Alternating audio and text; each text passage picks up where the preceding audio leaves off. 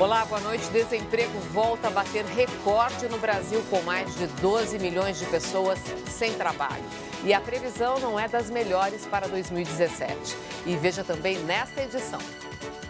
Governo de São Paulo paga recompensa pela primeira vez no caso dos primos acusados de espancar um vendedor até a morte. Projeto de lei em discussão no Congresso quer proibir menores de andar à noite na rua desacompanhados. Só a minha aula termina às 10h30. Avanço da tecnologia prevê viagem tripulada a Marte e exploração de Júpiter. Embaixador da Grécia desaparece no Rio de Janeiro, onde passava férias. Força-tarefa da Lava Jato mira os bancos nas próximas etapas de investigação. A atriz Debbie Reynolds morre um dia após saber da morte da filha, a também atriz Carrie Fisher.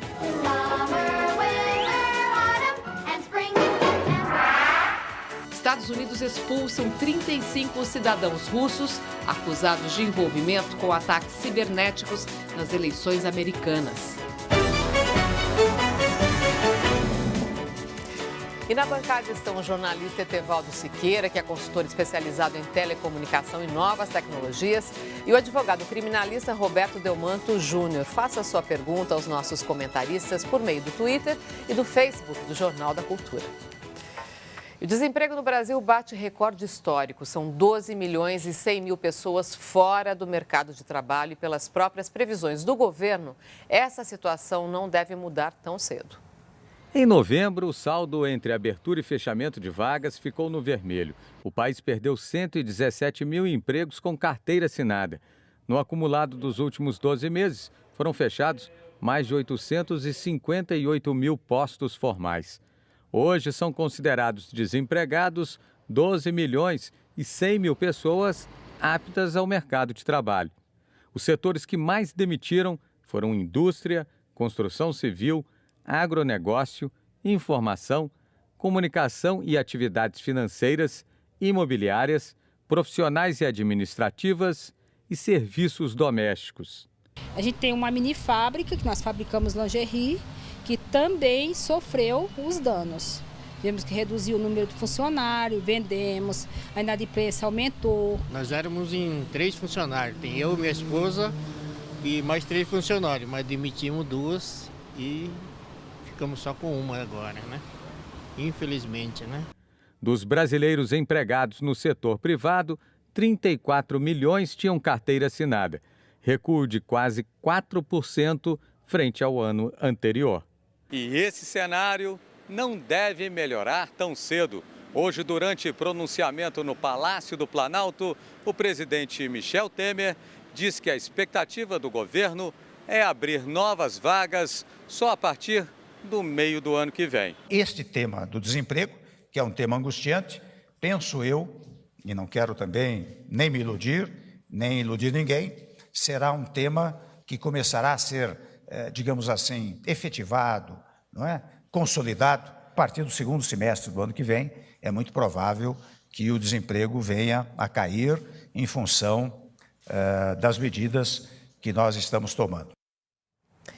Boa noite, Delmanto. Boa noite, Etevaldo. A gente começa com uma triste notícia desse recorde histórico de desemprego no Brasil e a situação, pelo jeito, vai ficar pior.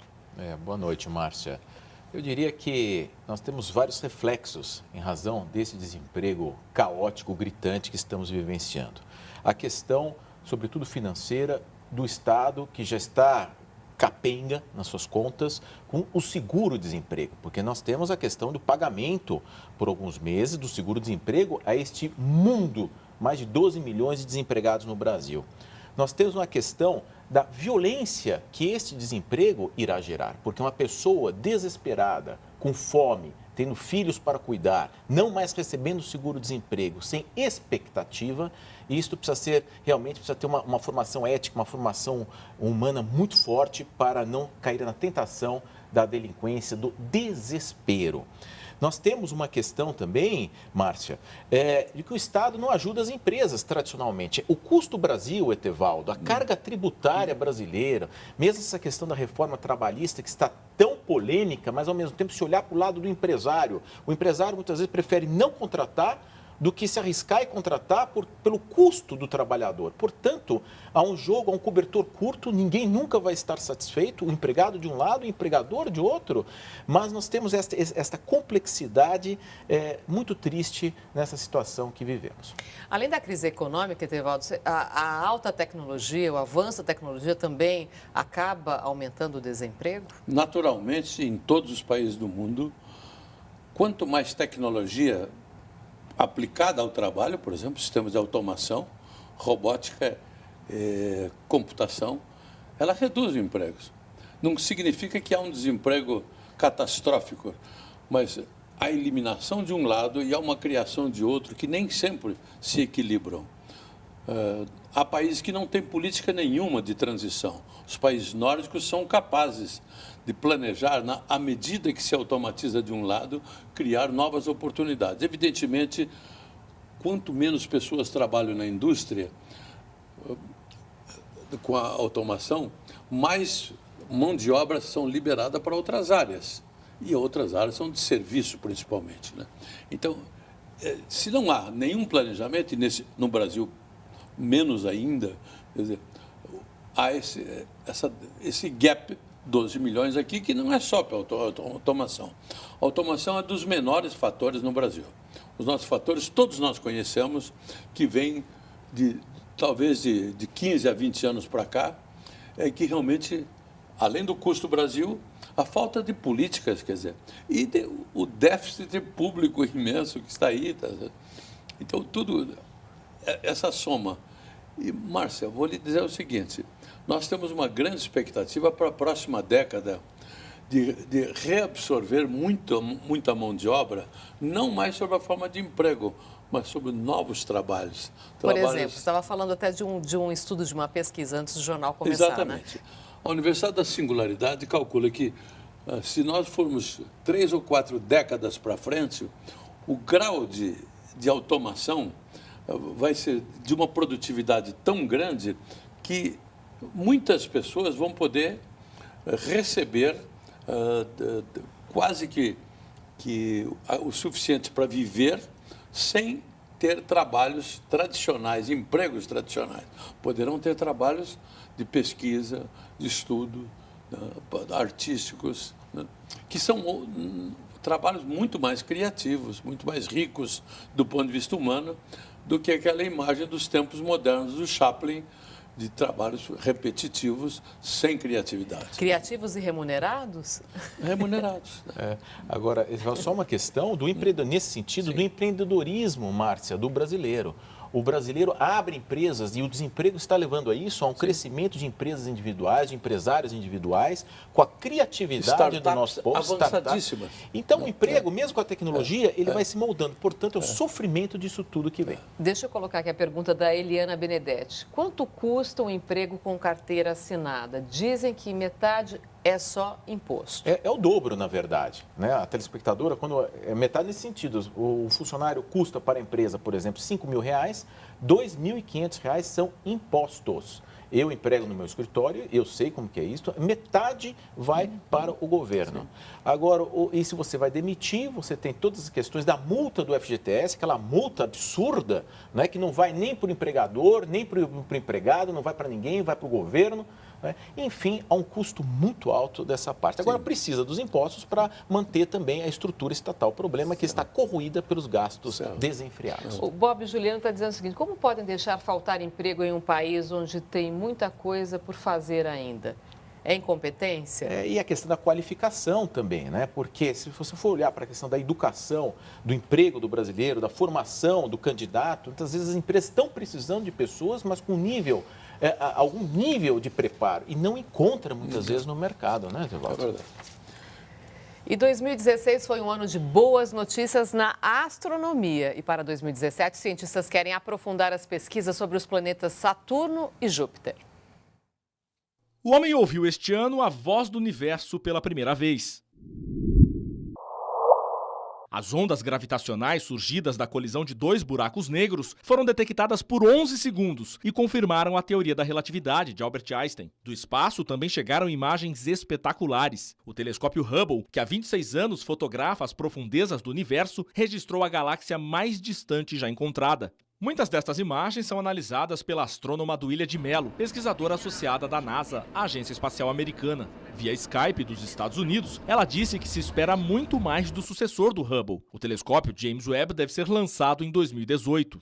Então, o que o James Webb vai fazer é tudo que o Hubble faz, mas ainda a distâncias mais altas, entendeu? Então a gente vai ver coisas mais distantes, objetos mais distantes que o Hubble não conseguia ver. Devemos também conhecer mais de perto nossos vizinhos. Já em 2017, depois de 20 anos desvendando os segredos de Saturno, a espaçonave Cassini promete um grande final: cruzar os famosos anéis no mergulho rumo à atmosfera do planeta. Aliás, no ano que vem, Saturno se aproximará da Terra e poderá ser visto no céu aqui do Brasil em junho. A missão da Juno, a segunda sonda na história a se estabelecer na órbita de Júpiter, será desvendar a estrutura do planeta gigante gasoso para compreender a evolução do sistema solar. 2017 é o ano da Juno, então ano que vem a gente vai estar sabendo muito mais sobre Júpiter que a gente soube toda a nossa vida. O Brasil dá sua contribuição. No topo de São Paulo, estes equipamentos ajudam a estudar a atividade solar. Segundo o astrofísico, brasileiros também investem na descoberta de exoplanetas, os que ficam fora do sistema solar. 2 foram anunciados em novembro. O interessante é que alguns porcentos, talvez 50, 100 desses planetas, oferecem condições favoráveis para a aparição, por exemplo, de água e desenvolvimento de vida. Pesquisas espaciais consomem muito dinheiro e muitas pessoas perguntam: será que vale a pena gastar tanto assim? O que talvez elas não saibam é que essas pesquisas permitem desenvolver novas tecnologias que facilitam a nossa vida. Quer um exemplo? Quando você entra no carro e usa o GPS para chegar ao seu destino. A gente consegue de teorias, né, como a teoria da relatividade, lançar satélites, fazer GPS, né, pensar em mandar pessoas a Marte. Olha só que incrível. Mas a presença de humanos em Marte ainda vai levar algum tempo. A NASA planeja uma missão para 2030. Antes, em 2020, quem deve aparecer por lá é um novo robozinho como o Curiosity, que explora o planeta vermelho. Vai continuar procurando por vida, por tudo que os outros procuraram também. Etevaldo, entre essas boas notícias na área espacial, qual você destacaria? São banquetes para mim, sabe? Eu acho que é um dos assuntos que mais me apaixonam, porque eu fiz a primeira cobertura na NASA em 1968. E numa época em que, primeiro, não se acreditava que o homem iria à Lua. Quando eu me lembro, por ter acompanhado isso com interesse pessoal, que o Kennedy, em 1961, anunciou ao mundo que os Estados Unidos iriam colocar 3 astronautas na Lua e trazê-los de volta. A segunda parte é muito importante também, né?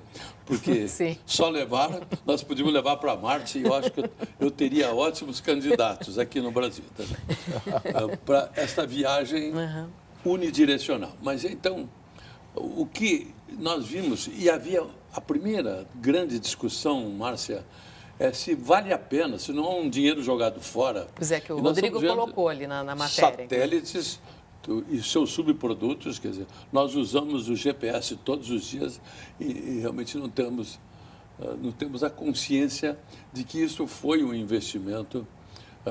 Os satélites em geral, como os foguetes que eram só, durante a Segunda Guerra, desenvolvidos pela Alemanha principalmente, eram exclusivamente para levar bombas, certo?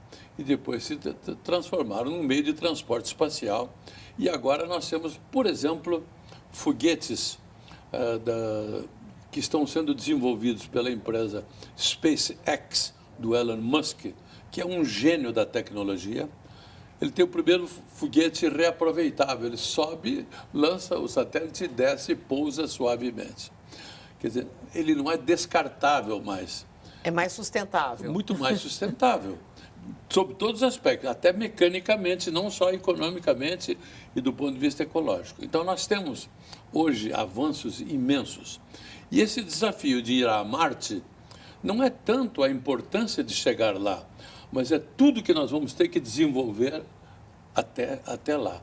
Primeiro, a grande parte do que se vai fazer sobre Marte são feitos por robôs.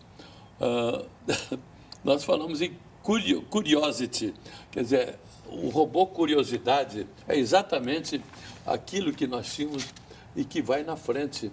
É o soldado mecânico que vai saber o que está acontecendo lá, se tem água, se não tem. E foi descoberto, tem água, tem gelo, uma camada atmosférica muito tênue, muito menor que a da Terra, e começam a voltar teorias. Por que Marte é o que é? Muito diferente de Vênus, os dois nossos planetas imediatamente anteriores e posteriores.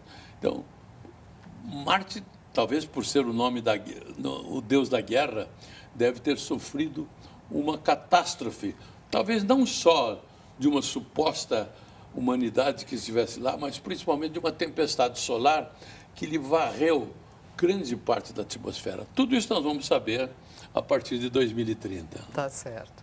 Daqui a pouco, o projeto de lei polêmico proíbe jovem com menos de 18 anos de ficar nas ruas sem a companhia dos pais ou responsáveis. E ainda, como funciona um programa de recompensa para ajudar a polícia a capturar foragidos.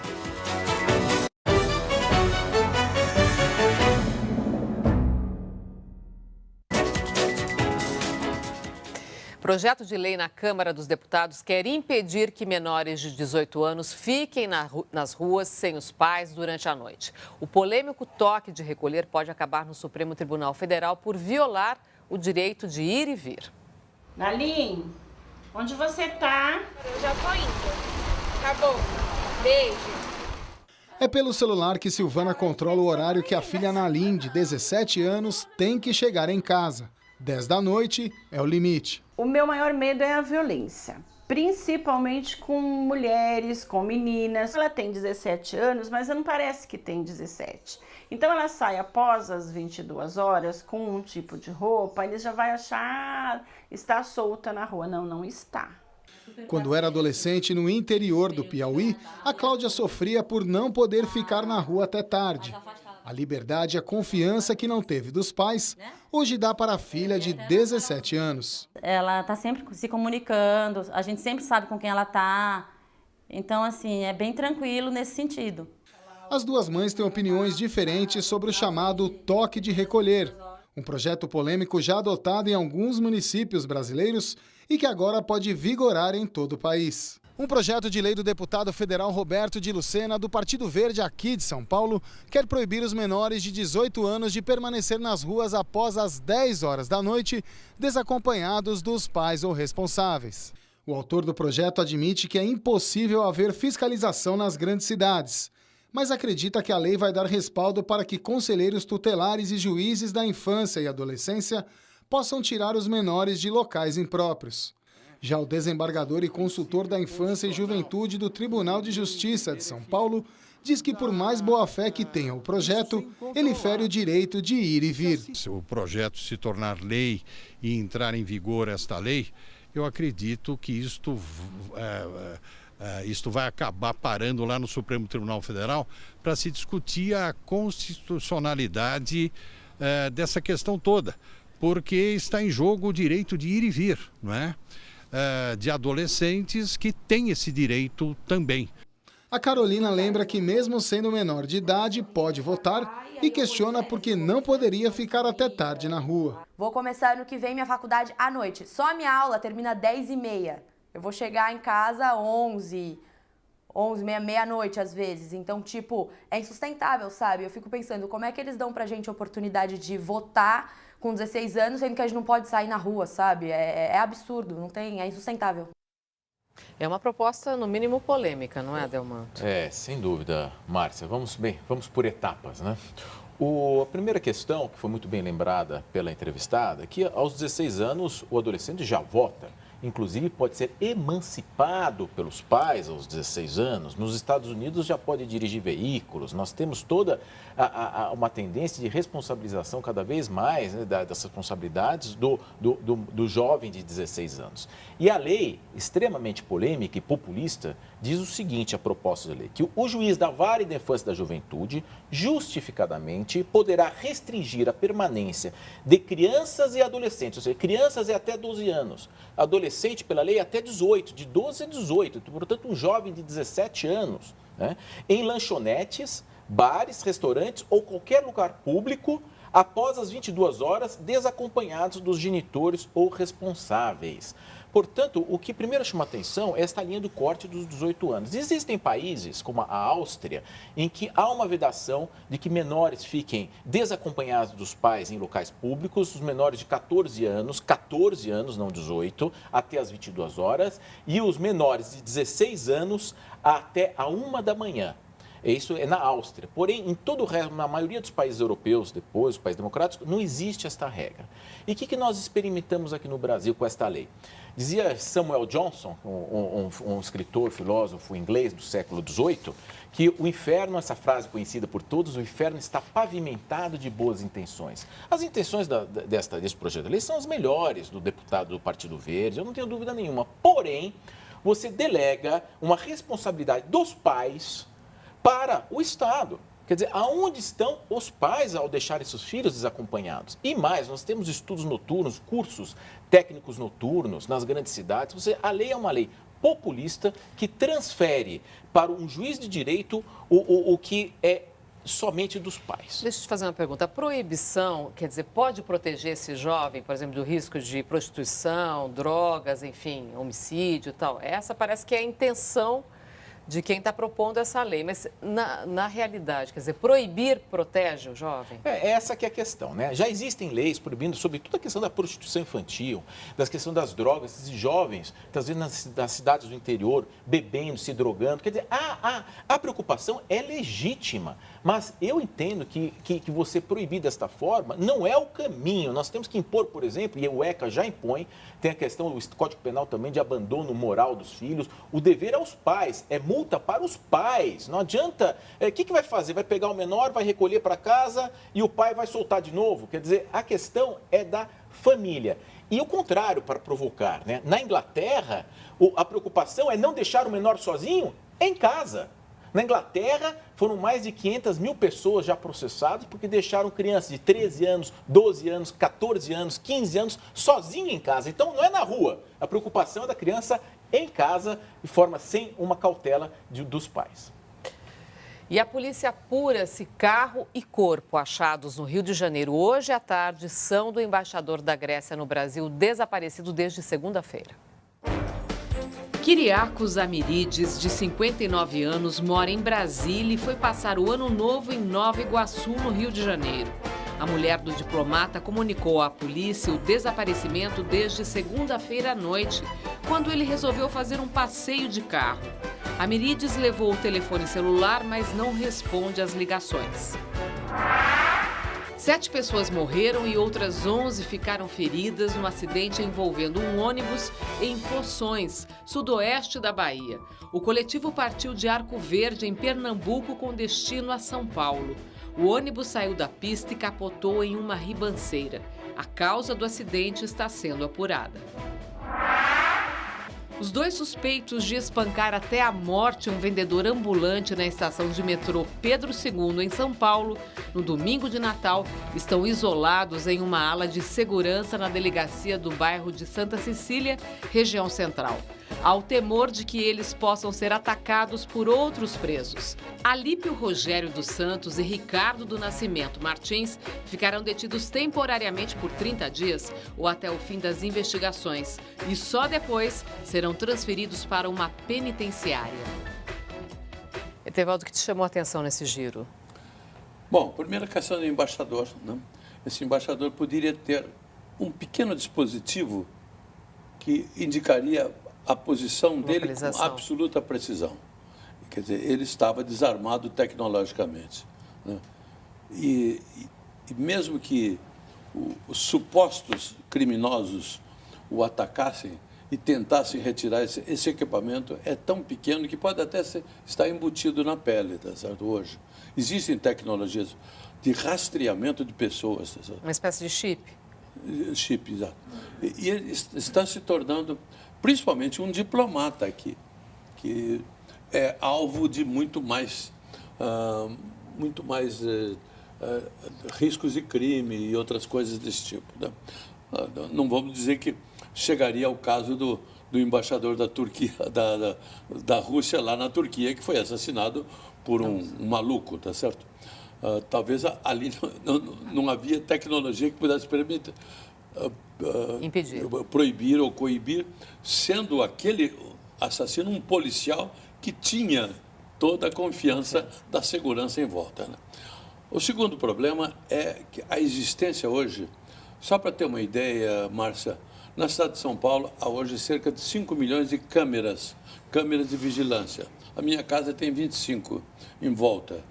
Quer dizer, qualquer coisa, né, que eu já várias vezes eu fui abordado por policiais que me pedem a gravação, que aquilo é gravado 24 horas por dia, para identificar assaltos que são feitos não na minha casa, mas nas vizinhanças, e muitas vezes essas imagens servem para identificar.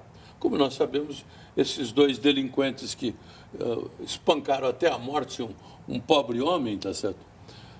Todo o flagrante, eles não podem negar depois de todas as imagens que se tornaram públicas. A tecnologia também, tem que ser utilizada a serviço da segurança de todos, não só do embaixador, de todos nós. Então, eu acho que isso é um passo à frente também. Até complementando e somando a fala do Etevaldo, 2 coisas. Uma, eu estive uma vez na Califórnia, num empresário que fornecia para a Casa Branca, fornecia questões de alimentos para a Casa Branca. E ele me mostrou, Roberto, aqui eu tenho um chip implantado. Eu sou monitorado 24 horas porque eu forneço para a Casa Branca. E aí nós nos assustamos com essa questão do chip subcutâneo, que na Inglaterra já existem experiências de colocarem presos em pessoas condenadas, não é a tornozeleira, é o chip subcutâneo. E aí é uma grande polêmica da proteção do corpo de cada um, da dignidade corporal, etc e tal, que não são cães, como se põe o chip em cachorros e assim por diante. E esse chip, Etevaldo, até vê se a pessoa ingeriu bebida alcoólica ou não. O chip monitora. Então, nós estamos diante de um admirável mundo novo, que é perigoso e ao mesmo tempo tentador, que muito bem utilizado do lado do bem, né? Não estou sugerindo isto ou aquilo, mas só trazendo essas questões ao jornal. E quanto ao segundo tópico do espancamento no metrô, muitos criticou, dizendo assim, mas as pessoas não fizeram nada. Tinham várias pessoas. Um dos maiores penalistas da história brasileira chama-se Nelson Hungria. E Nelson Hungria dizia que nenhum cidadão tem o dever de ser herói. A polícia, o policial, o funcionário da segurança pública tem o dever de intervir e de botar em risco a sua própria vida. Mas cidadãos comuns, diante de uma agressão, ninguém pode ser dado o dever de ser herói. Não é? Pode acontecer caso de heroísmo, mas as pessoas muitas vezes ficam assustadas, ficam com medo de serem agredidas também. Portanto, é muito triste essa barbaridade que nós estamos vivenciando, tanto em São Paulo como no Rio de Janeiro. É uma degradação do país em termos éticos, morais, econômicos. Deus queira que com a criatividade do nosso povo, com a boa vontade, com a ética, que há de prevalecer, Márcia, a ética há de prevalecer, assim esperamos, né? Convictos, porque nós precisamos ressuscitar esse país. Né? Concordo plenamente. E ajudar a polícia na captura de criminosos e receber um bom dinheiro. O programa de recompensas, que é comum em vários países do mundo, está crescendo no Brasil. Em São Paulo, a polícia oferece recompensas que variam de 5 a 50 mil reais por informações que levem à captura de acusados de crimes. Os primos Alípio Rogério dos Santos e Ricardo Martins do Nascimento, que estavam no topo da lista, foram capturados em razão de uma denúncia feita por e-mail. Eles são acusados de espancar até a morte o vendedor ambulante Luiz Carlos Ruas, na noite de Natal, na estação Pedro II do metrô paulistano. A recompensa oferecida foi de 50 mil reais. Será dada. A secretaria precisa só checar se foi realmente esta informação que levou à prisão. Em São Paulo, o programa de recompensas foi criado em 2014. A denúncia pode ser feita de forma anônima no site da Secretaria de Segurança Pública. O informante recebe um número para acompanhar a investigação. Se a informação for considerada relevante, é gerado um código que permite o saque da recompensa em caixas eletrônicos sem a necessidade da pessoa se identificar. E toda informação para ajudar a polícia a investigar, elaborar o inquérito e mandar para o judiciário é importante. Então, quando você tem ou o Disque Denúncia ou Web Denúncia, são mais ferramentas, mais opções para que as pessoas que viram se sintam seguras pelo anonimato e venham a trazer novas informações que possam elucidar um caso. Acho que é super certo ter um incentivo para ajudar cada vez mais a capturar esse tipo de pessoa. A prática de oferecer dinheiro em troca de informações que levem à captura de bandidos não é nova. Tanto no Brasil quanto no exterior é muito utilizada e tem ajudado a polícia a colocar atrás das grades criminosos e terroristas. 25 milhões de dólares é o que oferece o FBI, a Polícia Federal Americana, por informações que levem à captura de um suspeito de terrorismo. Na lista do site mantido pelo Departamento de Estado americano estão centenas de procurados. Ainda nos Estados Unidos e na Inglaterra é muito atuante a Crime Stoppers, uma organização independente que recebe informações sobre foragidos. Teria que a polícia mesmo, né, trabalhar nisso. Ser melhor recompensada a polícia, né, os policiais. O que você pensa disso, Delmanto, sobre esse programa de recompensa? Márcia, é o pragmatismo que impera, pragmatismo norte-americano, pragmatismo inglês. E eu pergunto, onde está a ética, né? O que faz um cidadão a denunciar um crime anonimamente só porque ele vai receber uma recompensa? Quer dizer, onde está a solidariedade humana, o dever do cidadão de comunicar às autoridades? Você acha que deve haver solidariedade diante de um crime que eu presenciei ou do qual eu tenho certeza?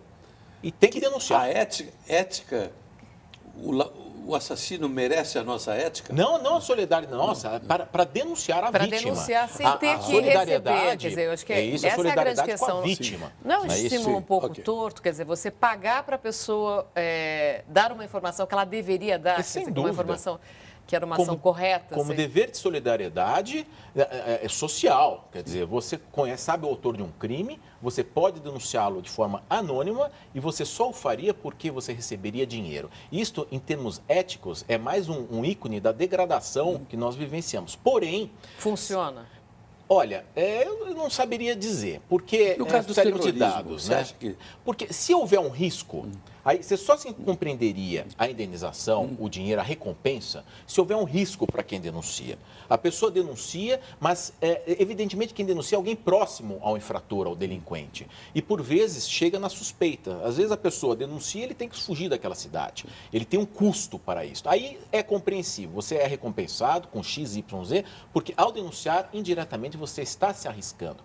Por essa leitura, a gente até compreende esta indenização, esse prêmio para quem denuncia. Mas como dever ético, por exemplo, eu se denunciasse um crime, jamais aceitaria receber dinheiro pelo fato de ter denunciado um crime que eu vivenciei. O que você pensa disso, Etevaldo? Eu penso que até aqui o que eu ouvi do Delmanto, eu assino embaixo.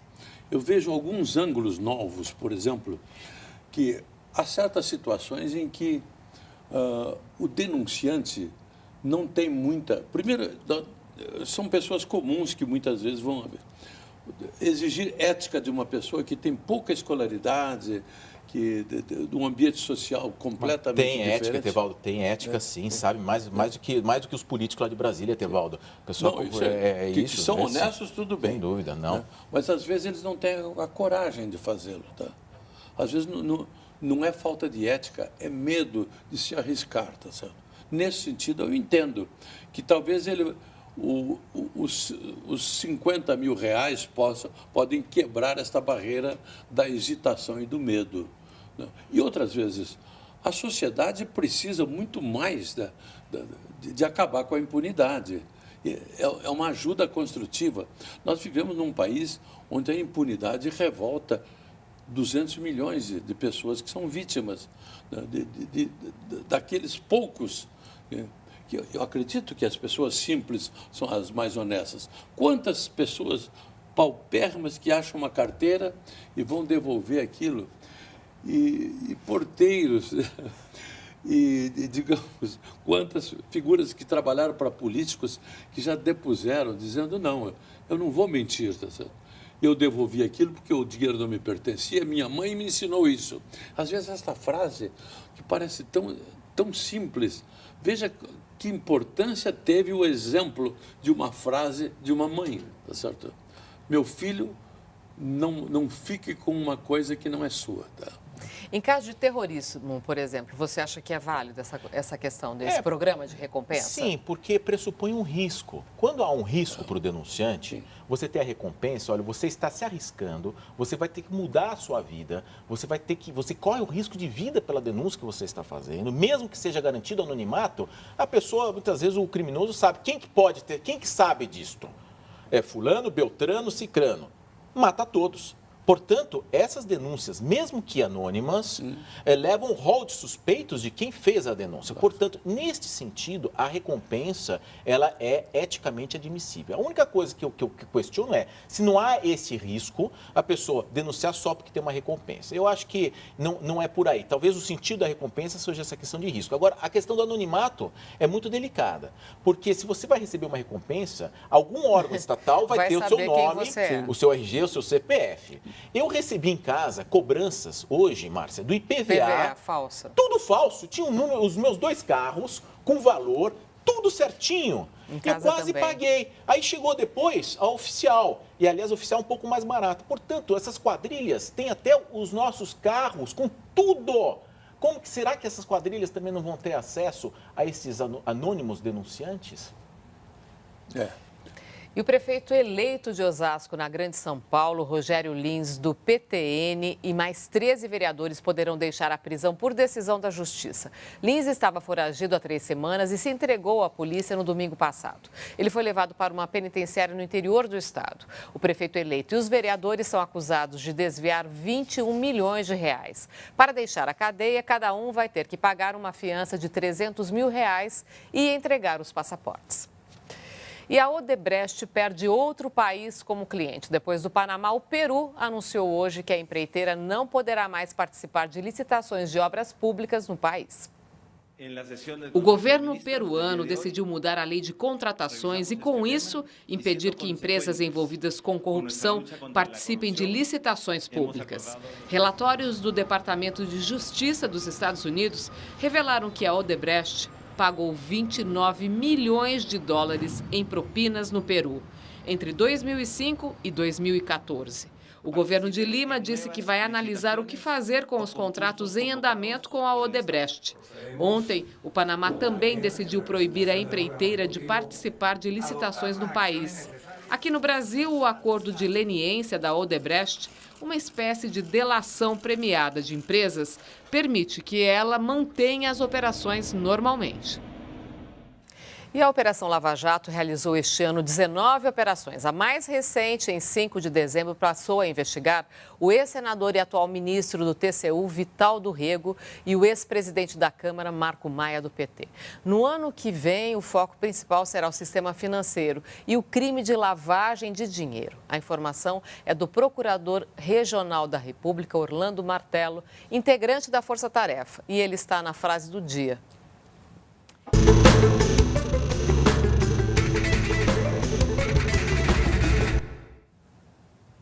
Olha lá, muitos crimes poderiam ter sido evitados se os bancos tivessem agido corretamente, feito o trabalho corretamente.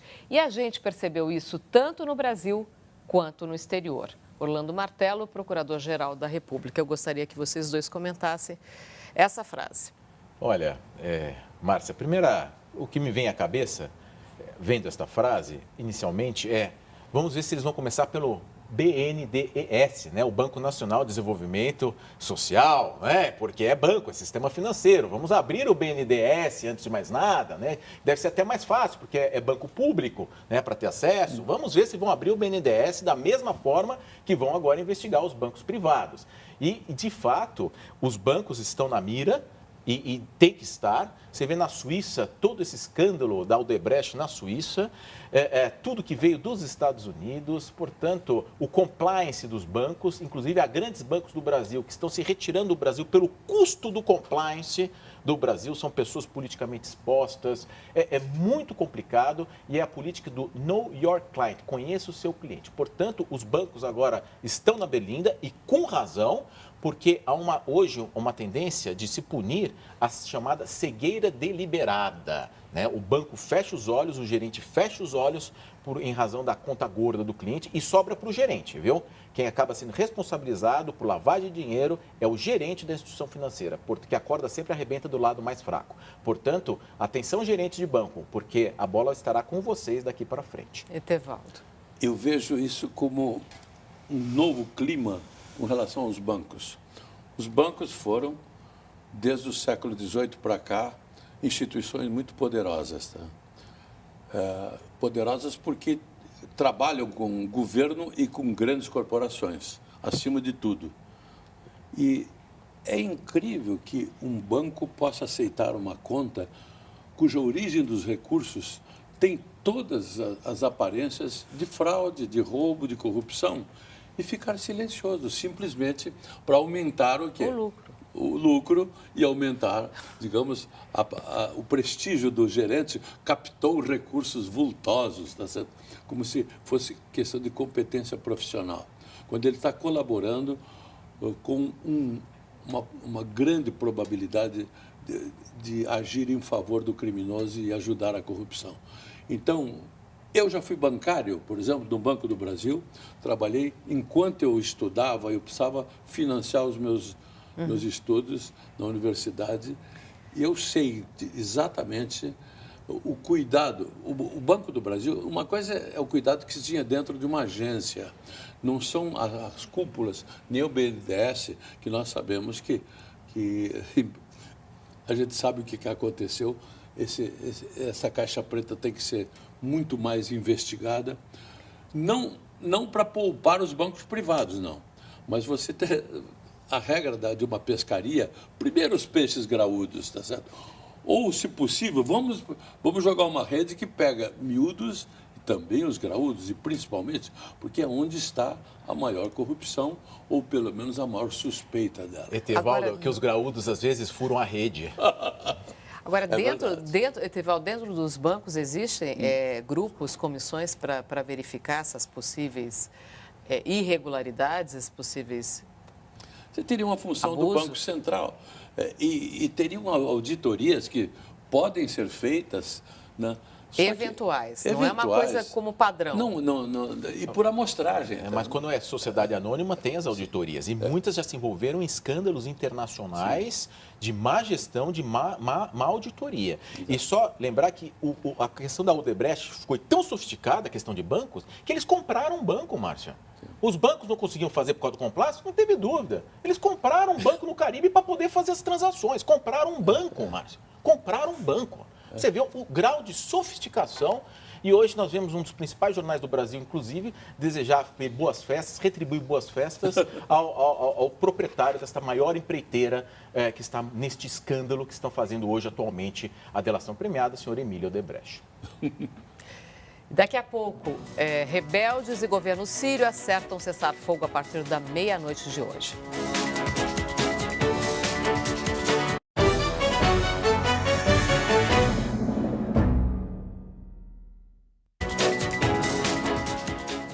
E o novo salário mínimo a partir de 1º de janeiro será de R$ 937, aumento de R$ 57. O decreto foi assinado hoje pelo presidente Michel Temer. O valor é menor do que o aprovado no orçamento pelo Congresso Nacional para 2017, que era de R$ 945,80. O reajuste prevê somente o valor da inflação, sem aumento real. E o presidente da Rússia, Vladimir Putin, anunciou a assinatura de um acordo de cessar-fogo entre os rebeldes armados e o governo sírio em todo o país. Putin informou que a trégua vale a partir da meia-noite e só não se aplica a grupos terroristas como o Estado Islâmico. Rússia e Turquia vão trabalhar para que o acordo seja respeitado, mesmo estando em lados opostos na guerra civil síria, que dura quase 6 anos. Um dos principais comandantes do Estado Islâmico na Síria foi morto num ataque aéreo da coalizão liderada pelos Estados Unidos. Segundo o Observatório Sírio, Abu Jandal al-Kuwaiti morreu num combate para conter o avanço das forças sírias na cidade de Raqqa, principal reduto da organização terrorista.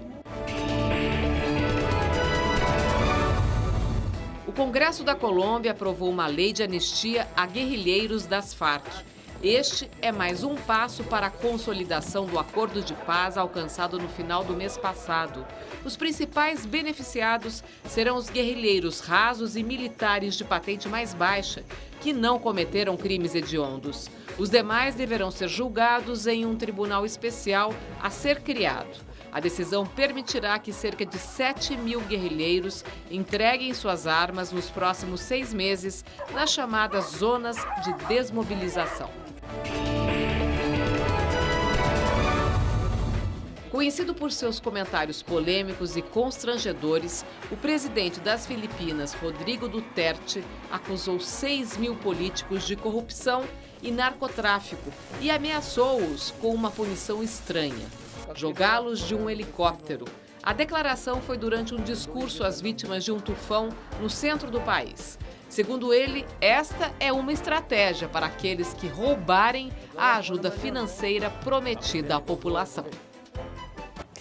E o presidente dos Estados Unidos, Barack Obama, impôs sanções à Rússia em retaliação à suposta interferência de Moscou nas eleições presidenciais americanas. Os alvos da medida foram funcionários do governo russo e do serviço de inteligência. Além disso, o Departamento de Estado expulsou 35 diplomatas russos. Segundo os Estados Unidos, o objetivo de Moscou, por trás dos ataques de hackers contra o comitê do Partido Democrata, era ajudar o republicano Donald Trump. A Rússia nega as acusações. Etevaldo. Bom, eu acho que qualquer coisa que envolve o Trump nos Estados Unidos e o Putin do outro lado, quer dizer, mesmo ambos vão negar até... É suspeito. Exatamente. Como suspeitos, né? Eu acho que isso nos dá uma preocupação muito grande pelo futuro próximo, quer dizer, a partir de 20 de janeiro, os Estados Unidos têm um novo presidente que foi eleito com uma inferioridade de 2 milhões de votos em relação a Hillary. No entanto, o método o esquema de delegados, quer dizer, que é muito mais fácil de comprar delegados que comprar a opinião pública, cria para os Estados Unidos, primeiro, uma situação de vulnerabilidade muito grande. Quando você tem um presidente que não tem o equilíbrio muito maior do que um ser humano comum tem que ter para governar uma nação com aquele potencial, não só econômico, político, mas militar também, os riscos que vão acontecer isso, né? Com todas as frases absolutamente primárias e preconceituosas que a gente ouviu na campanha, desde a construção de um muro para separar do México. Quando é que alguém que é candidato e que tem o apoio, né, de uma parcela, se não é majoritária, é a decisiva, né, do processo americano e se torna presidente. Então, do outro lado, o Putin, né? Putin é só lembrar que ele foi o diretor da KGB, é um policial da pior época da vida, não é da Rússia, é da União Soviética antiga, tá certo? O que é que um policial que usava, para o qual não há ética, não há absolutamente limites para obter os objetivos que ele tem. Então, isso é constrangedor e eu sou pessimista com relação ao futuro da política mundial em função desses dois aspectos. Se não faltasse lá o Assad na Síria e o Estado Islâmico para completar, né? Olha, Quer comentar algum assunto internacional? É muito preocupante esta questão, evidentemente, da expulsão de russos. Sim. É algo, quer dizer, ligado à campanha do próprio Trump. E a questão que nós tivemos agora, há poucos dias, sobre Israel também, Trump já sinalizando para o caminho oposto, quer dizer, há uma guerra nos bastidores nos Estados Unidos, né? Mas você vê como é uma democracia. Estão expulsando russos, mesmo tendo sido eleito Donald Trump, né? Deixa eu só colocar aqui uma posição de um telespectador, do Roberto Tonê. Os Estados Unidos fazem isso o tempo todo. Pimenta nos olhos dos outros é refresco, não é mesmo? Digamos assim, é briga entre os grandes, né? Precisamos seguir. Uns fazem. E só as Filipinas, muito receio de que apareça no Brasil algo parecido com esse líder das Filipinas. Nós precisamos ter um Estado democrático de direito, respeitar a dignidade humana, sem discursos populistas, porque aquilo é um perigo. E daqui a pouco, a atriz Debbie Reynolds, mãe de Carrie Fisher, morre um dia após a filha.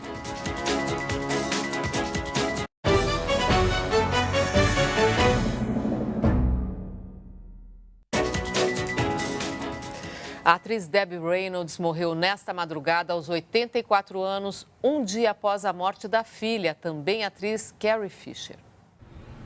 Debbie foi levada às pressas a um hospital em Los Angeles na noite de ontem após sofrer um AVC e não resistiu.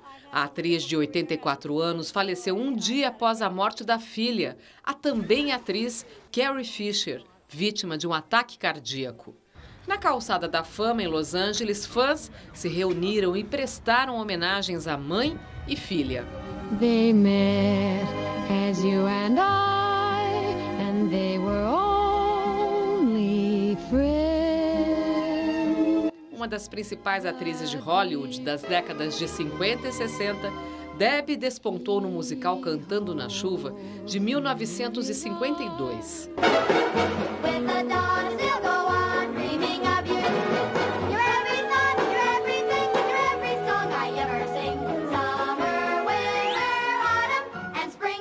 Three girls who dream of the big break. Ela atuou também no musical Give a Girl a Break, de 54.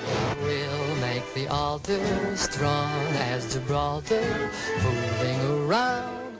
E emplacou a canção Tammy, que chegou ao número 1 das paradas na época.